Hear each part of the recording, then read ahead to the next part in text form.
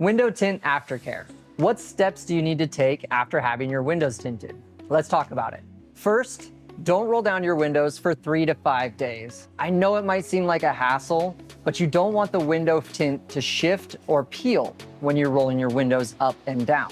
Now, personally, I feel like 48 hours is enough, especially on hot days. Normally, after you get your windows tinted, you might notice some pockets of water, blisters, or orange peel texture. This can cause panic, but don't worry because it's part of the normal drying process. And the same goes for haziness. These are all part of the normal curing process. Now, the curing process is just the amount of time it takes for the adhesive to fully bond to the glass. Window tint is like a sticker.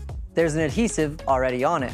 But when we apply it, we just use soapy water so that we can position it correctly. And while drying, that water needs to evaporate for the adhesive to set properly. This tends to be the bubbling or hazy appearance that I was talking about.